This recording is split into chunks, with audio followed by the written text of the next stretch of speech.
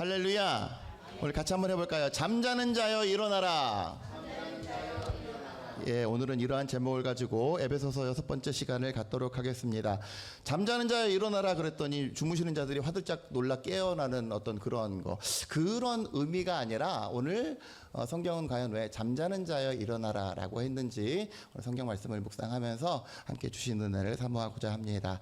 지난 한 주 동안의 어떤 일련의 일들을 돌이켜보면 참 시절이 참 그래요. 정치권이 이쪽 저쪽으로 나뉘어지고 네가 옳으네 내가 옳으네 국론이 분열되고 사람들의 어떤 생각마저도 양분화되어서 저도 개인적으로 이 시국을 바라보는 어떤 시점이 있습니다만은 또 제가 말씀드렸다시피 교회 내에는 다양한 생각들이 존재하기 때문에 함부로 말을 뱉지는 못합니다. 그러나 우리가 분명한 것은 어제도 그런 집회들도 많이 했지만 이 나라 이 땅의 회복을 위해서 지금은 성도들 믿는 이들이 정말 전심을 다해서 기도할 때입니다. 한국교회가 지금은 깨어 기도할 때라고 생각이 됩니다. 한국교회의 실체가 무엇입니까? 바로 여러분들이에요. 바로 우리들입니다. 교회라고 했을 때 큰 건물의 의미가 아니라 그랬죠. 성도들이 깨어서 지금 이 시대, 이 불안한 시대 가운데 진정으로 하나님이 이끄시는 것, 하나님이 좋아하시는 방식이 무엇인지 그 편이 승리할 수 있도록, 하나님의 공의가 드러나는 편이 승리할 수 있도록 여러분들 기도로 나아가는 저와 여러분들 되어주시기를 주의 이름으로 간절히 축원합니다. 제가 아이를 키우는 입장에서 저 오늘은 그 얘기를 좀 하려고 해요. 학교라고 하는 공간이 말이죠. 우리 아이들이 맘 놓고 뛰어놀 수 있고 또 선생님으로부터 많은 것들을 배우고 이러한 진리의 어떤 공간이 되어야 될 것인데 이제는 학교마저도 함부로 이렇게 아이들을 내맡기기 어려운 불안한 그런 불안감이 조장되어지고 있는 것이 오늘날 작금의 현실입니다. 누가 알았겠어요? 선생님이 교사가 그런 마음으로 아이들을 가장 지키고 보호해 줘야 될 교사가 아이에게 있어서 가장 무서운 존재, 가장 흉악한 범죄자의 얼굴로 다가간다면 우리가 우리네 삶을 어떻게 장담합니까? 어떻게 안전을 보장하면서 오히려 아이들에게 맡깁니까?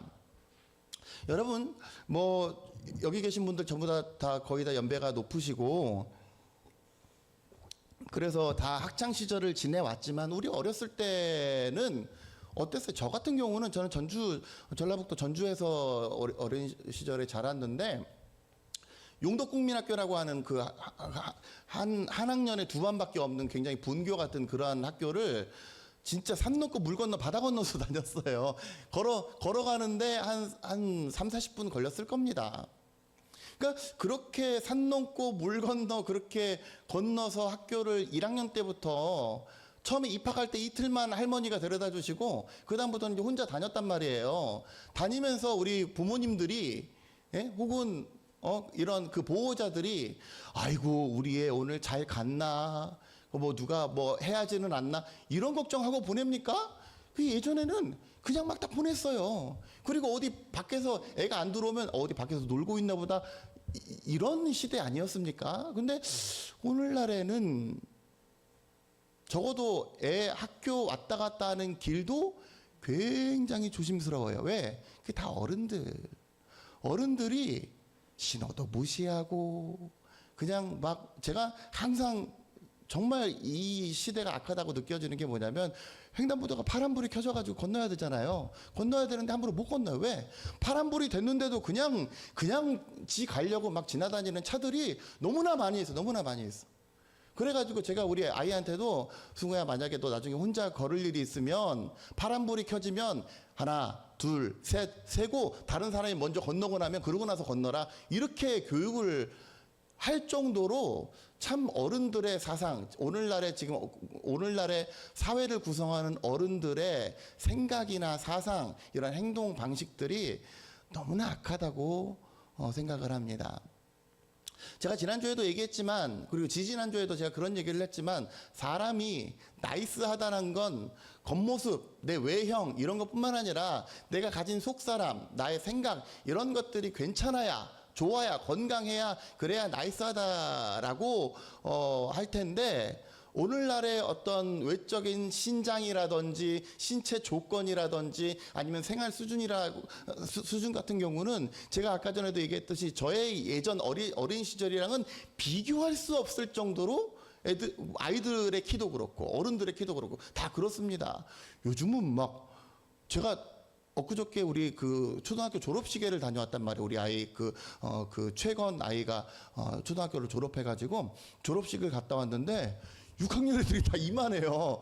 와, 이게 지금 초등학교 졸업이 맞나 싶을 정도로 막 6학년 애들이 다 이만해. 건강한, 건장한 막 거구들. 여자들도, 아이들도 다 막 키가 이만해. 막. 우리 때랑은 상상할 수 없을 정도로 많은 괄목할 만한 성장과 어떤 외형적인 성장을 이루었단 말이에요. 그런데, 과연 우리의 생각, 우리의 사상, 우리의 생활 방식, 우리 내 속사람 이런 것들이 과연 요즘에 건강하냐 말이죠. 굉장히 사람들 어떤 다니는 살아가는 그런 모습들을 보면 야, 저 사람은 살아도 산 것 같지가 않다. 왜 저렇게 행동을 할까? 왜 초등학교 교사식이나 돼가지고 저런 불건전한 생각을 가지고 저렇게 뭐 말은 우울증이라고 하지만 그러한 속이 골병이 들어가지고 어떻게 저렇게 살아가고 있는 것인가? 그러니까 애석하게도요, 우리네 삶의 모습은 다 그냥 건강한 것 같고, 그냥 다 뭐 잘 사는 동네에 사니까 다 막 괜찮은 것 같고, 그렇지만 사실 사람들 면면이 보면 참 마음에 병든 사람들이 너무나 많습니다. 그런 걸 우리가 뭐라고 하냐면 14절 보세요. 14절. 뭐라고 하냐면 그러므로 이르시기를 잠자는 자여 깨어서 죽은 자들 가운데서 일어나라 그랬어요. 그러니까 오늘 잠자는 자여 일어나라 그러면 졸지 마십시오. 여러분 예배 시간에 졸면 안 됩니다. 예배 시간에 눈 부릅뜨고 계셔야 됩니다. 이런 의미의 취지가 아니에요. 잠자는 자의 어디서 깨어? 지금 우리가 살고 있는 현실은, 삶의 현실은 어디에 있다고요? 죽은 자들 가운데 있는 게 우리의 현실이라고요. 그거를 다른 말로 얘기하면 16절에 세월을 아끼라. 때가 어떻다고요? 때가 악하다고. 제가 우리 그 아파트 단지 저기 사는 레이크 팰리스 아파트 단지 얼마나 깨끗하고 깔끔합니까? 그런데 아파트 단지 지하 주차장을 갈 때마다 굉장히 불쾌해요. 왜? 주차장으로 내려가는 그 입구에서 사람들이 담배를 얼마나 많이 펴대는지. 근데 중요한 건 뭔지 아십니까? 거기에 떡하니 써져 있어요. 금, 연. 여기에서 담배 피우는 사람들 CCTV에 적발해서 신상을 공개할 수도 있습니다 라고 써져 있음에도 불구하고 그 밑에는 뭐가 있어요? 깡통이 있어요. 깡통이 왜 있겠습니까? 담배 이거 수북히 쌓여 있어요. 오며 가며 냄새가 엄청나. 우리 아이가 아빠 나 이쪽으로 내려가기 싫어. 어른들이 한글을 몰라요? 아니에요. 다 알아요. 근데 나만 편하자는 주의. 나만 괜찮으면 다른 사람은 어떻게 해도 상관없다는 그러한 사고방식으로 살고 있는 오늘날의 때를 성경은 뭐라고 정의합니까? 악한 세대. 나 이외에 다른 사람은 어떻게 되든지 상관없어 하는 악한 세대들. 여러분 제가 뭐 할 얘기가 막 많은데 그런 거 아십니까? 마트에 보면 카트가 있잖아요. 이 카트는 뭐 하는 용도예요? 정해진 용도가 있죠. 근데 어르신들이 뭐 물론 이해를 못 하는 건 아니지만 그래도 그거 끌고 자기 동네까지 가면 어떡해. 정이 힘들어서 자기 동네까지 가지고 갔으면 도로 갖다 놔야죠. 아무 데나 팽개쳐 놓고 지난번에요. 저쪽에 사거리에서 바람이 엄청 부는 날이었는데 그 마트에서 갖고 와서 아무렇게나 놔둔 그 카트가 바람 때문에 막 막 굴러가가지고 대로 한가운데로 큰 사고가 날 뻔했어요. 그런 상황이 생기도록 놔두는 건 아유 이 남이야 뭐 어떻든 나만 편하면 되지. 그러면 안 되는 거 아닙니까? 그러면 곤란한 거잖아요. 우리가 뭐 이타적으로 살아라는 말은 아니지만 적어도 내 삶의 행동이 다른 누군가에게 악한 영향력을 끼쳐서는 안 됩니다. 근데 그런 도덕적인 불감증, 영적인 불감증 이런 것으로 살아가는 현실이 바로 지금 저 그리고 여러분들이 살아가고 있는 지금 대한민국의 현실이라고 해도 틀린 말은 아닙니다. 그저 그러한 것들 중에서 강력한 어떤 그 범죄라든지 문제들이 뉴스에 날 뿐이지 뉴스에 나지 않는 수많은 어떤 악한 행실들, 악한 상황들 이런 것들이 지금 우리 주변에도 충분히 벌어지고 있다라고 하는 얘기예요. 그러한 상황 가운데 우리는 과연 그리스도를 믿는다라고 하는 내가 주님을 믿습니다라고 하는 우리들은 과연 어떠한 생각을 가지고 어떠한 내적인 치장을 메이크업을 내 속사람을 어떻게 치장하고 살아야 될 것인지 오늘 본문은 분명한 해답을 주고 있습니다. 바라기는 저와 여러분들이 오늘의 말씀을 잘 기억하고 잘 되새겨서 우리의 속사람을 이 악하고 패역한 세대 속에서 어떻게 하면 그래도 보존되고 그래도 나는 도야청청하고 그래도 나는 저들과는 다른 삶을 살 수 있을 것인지 오늘 본문의 말씀을 통해서 함께 은혜를 나누고자 합니다. 5장 1절 그러므로 사랑을 받는 자녀같이 너희는 하나님을 본받는 자가 되라. 한 가지 질문해 볼까요? 여러분은 하나님의 사랑을 받고 계시다는 것을 믿으십니까? 표정이 어두워지시는 거 보면 잘 확신을 못하죠. 제가요 우리 교회학교 아이들을 많이 다뤄보니까 참 두 부류로 나뉘어요. 애들한테 뭔가 질문을 했을 때 이 질문에 대해서 닫힌 대답을 하는 아이들이 있고 열린 대답을 하는 아이들이 있습니다. 닫힌 대답은 뭐냐면 뭐 했니? 네. 아니요. 로 끝나버려요. 그래서 그 다음 질문을 내가 이 대화를 어떻게 이어가야 되지? 이게 굉장히 고민되는 그 대답이 닫힌 대답이에요. 뭔가 물어봤을 때 네. 아니요. 모르겠는데요. 이걸로 끝나버리는 대답. 그리고 열린 대답을 하는 아이들은 뭐 했니? 네, 저는 이걸 했고요. 그래서 이렇게 하고요. 우리 아빠가 나한테 이렇게 했어요. 라고 한마디를 던지면 막 이렇게 풍성하게 대화의 주제들이 그 다음 주제로 이어져 가는 대답을 하는 아이들. 이 아이들이 소위 열린 대답을 하는 아이들이거든요. 근데 누가 열린 대답을 하는지 아십니까? 적어도 집에서 우리 부모 혹은 조부모의 손에서 서로 피드백이 있고 사랑을 충분히 받는 아이들은 열린 대답을 해요.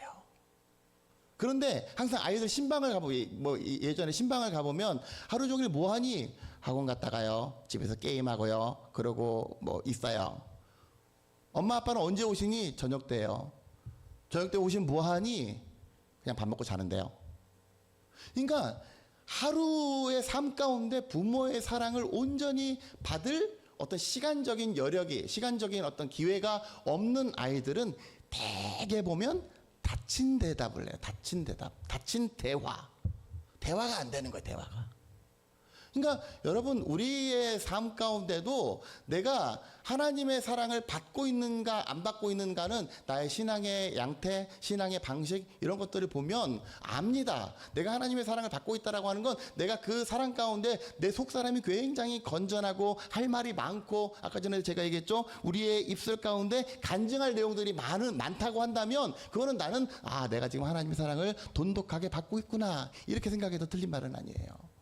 근데 반대로 몸이 건조하고 내가 하나님을 믿노라고 교회를 다니기는 하는데 하나님의 사랑이 우리 가운데 있는지 나는 잘 모르겠고 이러한 신앙이 되게 딱딱하고 몸이 건조하고 뭔가 별로 신앙에 대해서 할 말이 없고 그런 사람들이 바로 닫힌 대답에 해당되는 그러한 발언을 하는 사람들은 나는 하나님의 사랑 잘 모르겠는데요 이렇게 되는 거예요. 바라기는 그럼에도 불구하고 여러분 느끼지 못하는 성도들에 이르기까지 저와 여러분들 이 자리에 앉아 계시다라고 하는 것, 하나님께서 여러분을 사랑하시고 여러분을 택하셔서 여러분들 가운데 한없는 사랑으로 충만케 하심을 기억하시기를 주의 이름으로 간절히 축원합니다. 그래서 이렇게 하나님의 사랑을 받는 자녀라고 한다면 전제 조건이 있어요. 뭘 해라? 너희는 하나님을 본받는 자가 되고, 그리스도께서 너희를 사랑하신 것처럼 너희도 사랑 가운데서 행해라. 왜? 예수는 우리를 위해서 자신을 버리사 십자가를 지시기까지 향기로운 제물과 희생 제물이 되어서 하나님께 드려진 바 된 십자가 사건을 우리를 사랑하시기까지 했으니까 너희도 그런 방식으로 사랑해라. 또 음행과 온갖 더러운 것과 탐욕, 이런 것, 지난번에 이건 뭐라 그랬어요? 4장에서 뭐라고 했습니까? 이것은 세상 사람들이 추구하는 바, 그런 구습, 너희는 유혹의 욕심을 따라 썩어져가는 구습을 벗어버리라. 이 구습들을 따르지 말아라. 탐욕은 너희 중에서 그 이름조차도 부르지 말아라. 뭐라 그랬어요? 하나님을 본받는 자가 되고 예수 그리스도의 사랑을 받은 자처럼 기억하면서 그 사랑을 베푸는 자가 되고, 그리고 음행과 온갖 더러운 것, 이런 것들은 일체라도 쫓지 않는 그러한 삶은 뭐라 그래요? 이는 성도에게 마땅한 바니라.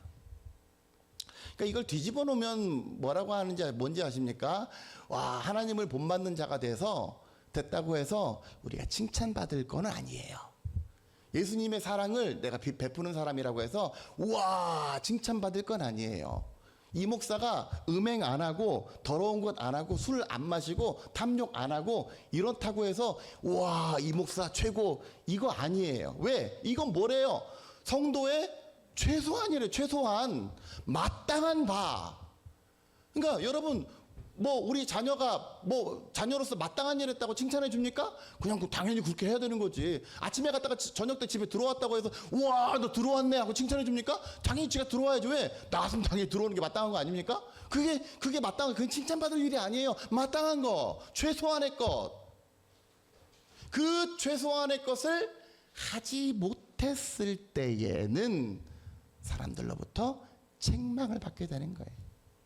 한국 교회를 가지고 사람들이 막 욕하고 교회가 그러냐 막 욕하는 이유는 뭔가를 막 잘못해서가 아니라 마땅한 것, 마땅히 행해야 되는 것, 이거를 못하니까. 그러니까 여기 있는 걸 다 뒤집어 놓으면 마땅한 거를 못하는 거죠. 하나님을 본받는 자도 되지 않고 사랑 하나도 없고, 그리고 교인이라고 하면서 음행하고 온갖 더러운 거 다 쫓아서 하고 탐욕하고, 그러면 세상 사람들로부터 욕먹는다는 거예요. 4절, 누추함과 어리석은 말이나 희롱하는 말이 마땅하지 아니하니. 거기 누추한 말은 세번역에서는 더러운 말이라고 표현되어 있습니다. 이러한 것들, 그러니까 말 조심해라. 내 입에서 나오는 모든 말들. 왜? 말에는 뭐가 있어요? 내 마음이 담겨져 있는 거 아니겠어요? 그래서 내가 표현하는 모든 말들, 이런 것들은 마땅하지 아니해. 이것도 기본이야. 오히려 뭘 해라? 감사하는 말을 하라. 우리 같이 한번 해볼까요? 이래도 감사합니다. 저래도 감사합니다. 아무튼 감사합니다. 그럼에도 불구하고 감사합니다.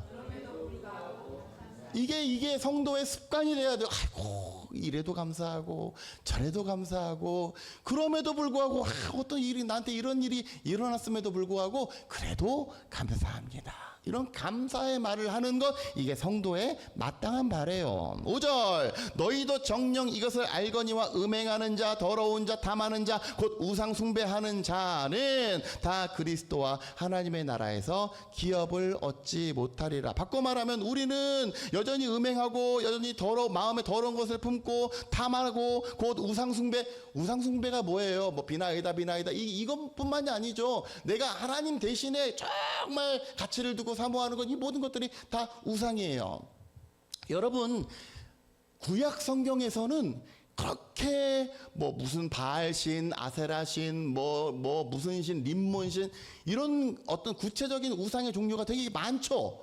근데 여러분, 신약의 시대에는 그런 우상들의 실체들이 잘 없어요. 그 이유를 아십니까? 왜 그럴까요? 왜 신약에서는 어떤 구체적인 뭐 우상을 숭배하다가 뭐 망했다더라, 뭐 책망받았다더라 이런 얘기들은 왜 없을까요? 대신에 신약 성경에서는 뭐라고 얘기하냐면 우상과 음행 이런 거를 멀리하라, 그냥 우상을 피하라 이렇게 나와 있어요. 그 이유가 뭔지 아십니까? 구약시대 때는 비나이다 하는 이런 대상들이 있었죠. 그런데 사람이 점점 삶에서 산업화돼야 되고 상업적으로 변화되면서 뭐가 가장 중요시 된 거예요? 돈이 중요시 된 거예요. 돈. 그래서 신약시대의 우상은 만몬입니다. 만몬. 재물, 돈. 그래서 예수님이 뭐라고 하면 돈을 사랑함이 일만하게 뿌리가 된다. 돈이에요, 돈. 돈이 필요 없다는 얘기가 아니에요. 근데 돈 자체가 우상이 돼서 맨날 돈. 재물. 주일도 다 필요 없고 주일에도 돈. 이게 나의 우상이 된다는 거예요. 그러한 하나님을 대신해서 우상하는 우상의 자리에 차지하고 있는 그러한 것들을 맹목적으로 쫓고 나아가는 인생은 하나님 나라에서 기업을 얻지 못할 것이다. 6절, 누구든지 헛된 말로 너희를 속이지 못하게 하라. 근데 여러분, 이 성경의 말씀은 세 번역으로 읽어보면 주체가 달라요. 개역개정은 누구든지 헛된 말로 너희를 속이지 못하게 하라. 이거는 누구를 단속하라입니까? 그 상대방을 단속해라. 이 사람이 나한테 속이지 못하게 하라 그러죠. 근데 세 번역이나 현대인의 성경은, 그리고 원문을 보면 어떻게 되냐면 네가 속아 넘어가지 말아라. 주체가 나예요, 나. 네가 절대로 다른 사람이 어떠한 방법으로 속이든지 절대로 속아 넘어가지 말아라. 우리 지지난주에 누가 한 분 오셨다 그랬죠? 그분 계속 돌고 있어요. 계속 교회를 속이기 위해서, 성도들을 넘어뜨리기 위해서. 좋다 이거야. 아무리 넘어뜨리고자 해도, 아무리 속이려고 뭐 이렇게 꿀 발라도 절대 속아 넘어가지 말아라. 이로 말미암아 하나님의 진노가 불순종의 아들에게 임할 것이니 그들과 함께 속아 넘어가서 그들과 함께하는 자가 되지 말아라. 그러면 여러분, 어떻게 해야 안 속아 넘어갑니까? 답은 너무 간단한 거 아니에요? 하나님을 알아야죠. 하나님에 대해 알아야죠. 17절, 그러므로 어리석은 자가 되지 말고 오직 주의 뜻이 무엇인지 이해하라. 제가 이것을 여러분들이 이해를 돕기 위해서 계속 빌립보서 4장 6절 7절 말씀 얘기했죠. 하나님의 뜻을 알지 못하고 성경을 온전히 이해하지 못하면 하나님 앞에 비나이다 하면 하나님이 다 주시리라. 그거 아니라 그랬잖아요. 성경은 하나님을 잘 믿으면 무조건 하나님이 잘 되게 하고, 하나님을 안 믿으면 무조건 벌 주고, 그런 게 아니라 그랬잖아요. 하나님을 잘 믿음에도 불구하고 다윗은 사망의 음침한 골짜기를 다닐지라도 그런다니까요. 그 말을 뒤집어놓으면 뭐예요? 다윗의 삶도 분명히 사망의 음침한 골짜기를 다닐 때도 있었어요. 그거는 뭐 물론 하나님 앞에 범죄할 때였지만 그렇지 않을 때도 하나님을 향한 굳건한 믿음이 있었음에도 불구하고 사울한테 막 창 던져가지고 사울이 막 죽이려고 하고 하니까 어쩔 수 없이 망명해가 적국 블레셋으로 망명해가지고 거기서 막 미친 척 막 침 질질 흘리고 이러고 다녔다니까요. 얼마나 비참해 그게 삶이.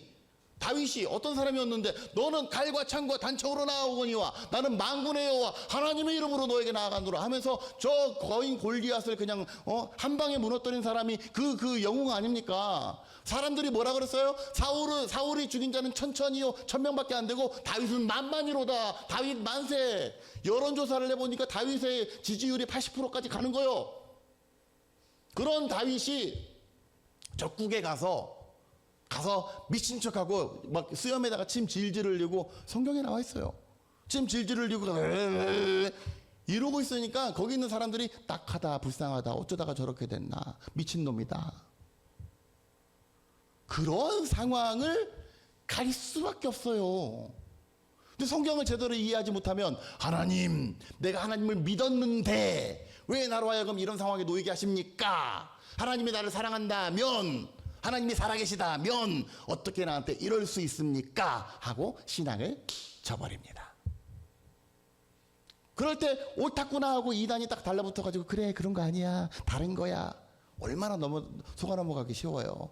그래서 우리 믿는 사람들에게 요구가 되는 게 뭐예요? 힘써 여호와를 알자. 하나님의 뜻이 무엇인지, 하나님의 나를 향하신 뜻이 그냥 단순히 비나이다 하면 복 주시는 분이 그분이 하나님의 실체인지, 아니면 하나님은 나에게 어떠한 계획을 가지고 계시고 왜 나를 부르셨고, 오늘도 아까 찬양했지만 주의 부르심을 나는 믿네. 날 부르신 분, 내 생각보다 깊은 분, 날 향한 계획, 나의 지혜로 측량 못하나 가장 좋은 길로, 가장 완벽한 길로 오늘도 날 이끄신 믿네. 이 고백은 그냥 단순히 우리가 신앙생활을 내가 비나이다 하면 하나님 반드시 나에게 줘야 되고 그런 걸로는 성립이 안 돼요. 그러기에 여러분, 여호와를 힘써 알기에 노력하고 힘써 아는 데 매진하고 성경 말씀에 굳게 서서 오직 내가 믿고 싶은 하나님이 아니라 나를 사랑하시는 하나님을 믿으시기를 주의 이름으로 간절히 축원합니다. 8절, 너희가 전에는 어둠이더니 이제는 주 안에서 빛이라. 빛의 자녀들처럼 행하라. 우리가 에베소서 2장 1절부터 10절까지 지난번에 말씀 나눌 때 뭐라 그랬습니까? 사도 바울의 전형적인 특징이 우리 성도들 하나님을 알기 전에는 이러이러했어. 오케이. 이해해. 인정해. 그러나 이제는, 그러니까 중요한 건 뭐예요? 전에는 이러이러했고 전에는 다 오케이, 괜찮아. 하나님 알기 전이었고 예수 그리스도를 알기 전이었는데 뭐 어때? 괜찮아. 중요한 건 뭐예요? 전에는이 아니라 그러나 이제는, 이게 중요합니다. 사람 마귀는요, 우리로 하여금 자꾸 뭘 생각나게 해요? 아니야, 너희는 그때 어둠에 속했었지, 그때 죄 지었잖아, 지금 와서 뭐 하는 거야. 전에는을 자꾸 생각나게 합니다. 우리의 정체성을, 아니야, 넌 예전에 이런 사람이었어. 아니야, 너는 며칠 전까지만 해도 그런 사람이었어. 자꾸 그걸 생각나게 해요. 그럴 때마다 우리는 어떠한 정체성으로 나아가야 됩니까? 아닙니다. 그러나 이제는, 지금은, 예수 그리스도를 붙잡고 있는 지금은 나는 이러한 사람이 돼야 됩니다. 전에는 어둠이더니 이제는 주 안에서 빛이라. 빛의 자녀들처럼 행해라. 빛의 열매는 모든 착함과 의로움과 진실함에 있느니라. 그러니까 빛에 속한다라고 하는 건 맨날 낮에만 다니고 밤에는 집에만 있으라는 소리가 아니고, 빛에 있다라고 하는 건 뭐예요? 모든 착함과 의로움과 진실함이 내 삶의 열매로 나타나게 되면, 아, 나는 빛 가운데 거하고 있구나. 반대로 12절, 그들은 은밀히 행하는 것들은 말하기도 부끄러운 것들이다. 세상 사람들이 행하는 것들은 뭐예요? 은밀히 해요. 은밀히. 왜? 남들이 보면 안 되니까. 죄스러운 것은 항상 은밀히 해요. 그러한 것들이 우리 가운데도, 그러니까 남한테 내놓기 부끄럽고 쪽팔린 그러한 일들을 행한다면 우리는 빛에 속한 것이 아니에요. 10절, 주를 기쁘시게 할 것이 무엇인지 시험하여 보라. 다른 성경에는 분별하여 보라. 어떻게 분별해요? 어떻게 분별해요? 마찬가지예요. 하나님의 말씀을 알아야지 분별이 되죠. 여러분, 이게 똥인지 뭔지 된장인지 구별하려면 어떻게 해야 돼요? 그거에 대해서 이미 우리가 선 이해를 가지고 있고 경험을 해야 되잖아요. 그렇죠? 하나님의 뜻이 무엇인지 분별하려면 어떻게 해야 돼요? 알아야 돼요. 그래서 로마서에서는 뭐라고 얘기합니까? 너희는 이 세대를 본받지 말고 오직 마음을 새롭게 함으로 변화를 받아 하나님의 선하시고 기뻐하시고 온전하신 뜻이 무엇인지 분별하도록 하라. 분별력. 이 영적인 분별력은 두 가지에서 옵니다. 하나는 말씀, 또 하나는 기도입니다. 그러니까 여러분, 성경에서 말씀과 기도, 우리 신앙생활 가운데 말씀과 기도를 빼면 제가 도무지 할 얘기가 없어요. 말씀과 기도, 이거밖에 없습니다. 제가 오늘 아침에 곰곰이 생각을 해봤어요. 왜 나는 설교 시간에 사람들한테 자꾸 안타까운 마음으로 이렇게 해야 됩니다, 이렇게 해야 됩니다 라고 강요를 할까? 왜 오늘도 이제 뭐 그런 설교를 정리를 하면서 왜 나는 사람들에게 말씀을 읽으라고 강요를 할까? 왜 나는 사람들에게 기도를 열심히 잘 하라고 왜 사람들에게 자꾸 강요를 할까?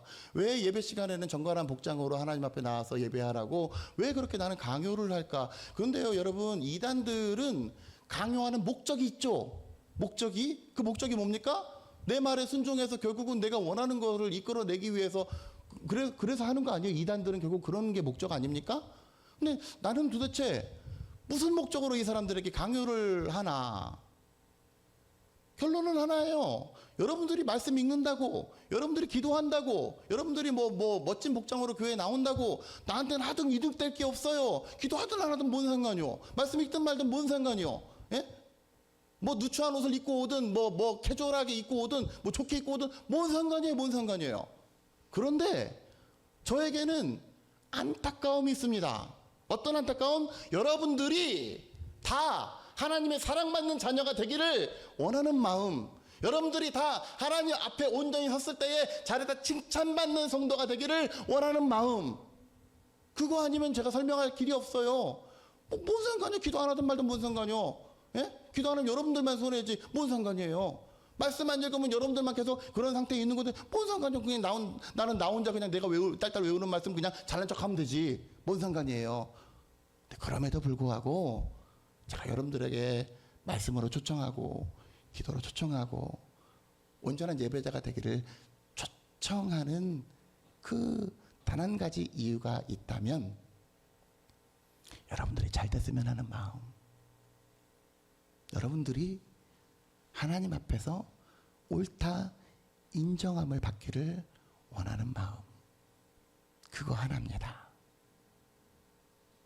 여러분 11절 보세요. 너희는 열매 없는 어둠의 일에 참여하지 말고 도리어 그런 사람이 있으면 책망해라.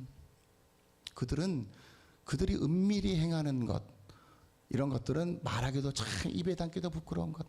그러나 책망을 받는 모든 것은 빛으로 말미암아 드러나나니 드러나는 것마다 빛이니라. 이 성경 구절은 세 번역에서는 이렇게 번역을 합니다. 그러니까 이게 직역이냐 의역이냐의 차이인데, 빛이 폭로하면 모든 것이 드러나게 됩니다.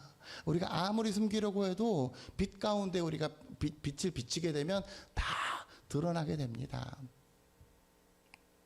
14절 그러므로 이르시기를 잠자는 자여 깨어서 죽은 자들 가운데서 일어나라. 이건 단순히 자지 말아라 그런 의미가 아니죠. 죽어있는 많은 사람들의 사상이 굳어지고 생각이 굳어져 버려 있는 이 현실 가운데서 우리는 깨어서 빛의 열매를 맺고 그러한 삶을 살아가는 성도가 되어라라고 오늘 에베소서는 촉구하고 있는 것을 보게 됩니다. 죽은 자 가운데서 깨어있는 성도의 조건이 있다면 여러분 두 가지로 정리를 할 수가 있을 것 같아요. 첫 번째는 아까 전에 얘기했던 것처럼 성도의 마땅한 바를 행하는 겁니다. 그 성도의 마땅한 바가 뭐 있었어요? 하나님을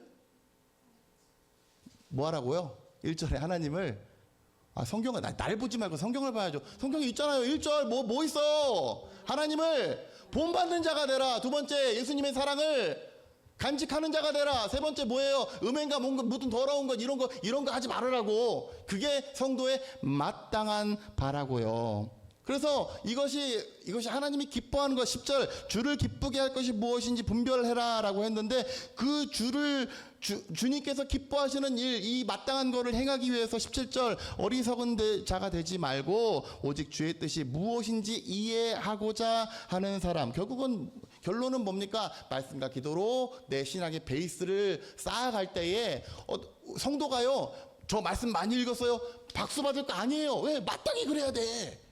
성도가 기도한다고 해서요, 우와 기도 잘하셨습니다, 이렇게 되지 않아요. 왜?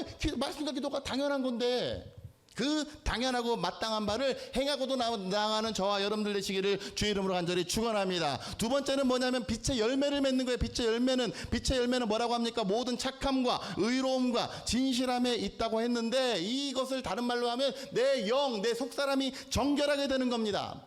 우리의 겉사람뿐만 아니라 우리의 속사람이 정결케 되는 거예요. 그래서 18절 이하 보세요. 술 취하지 말아라.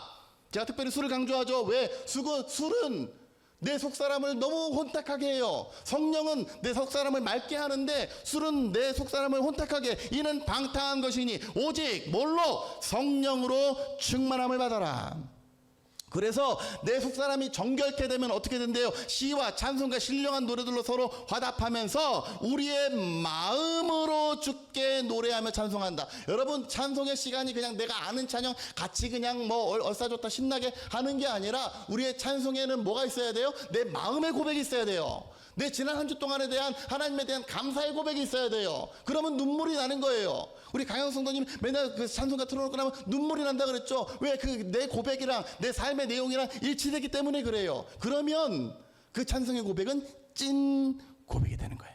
노래가 아니라 찬송, 찬양이 되는 겁니다. 왜? 어떨 때? 내 속사람이 온전하게 될 때.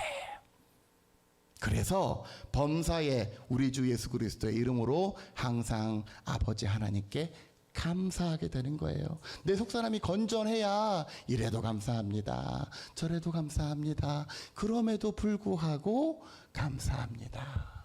인위적으로 하는 게 아니죠.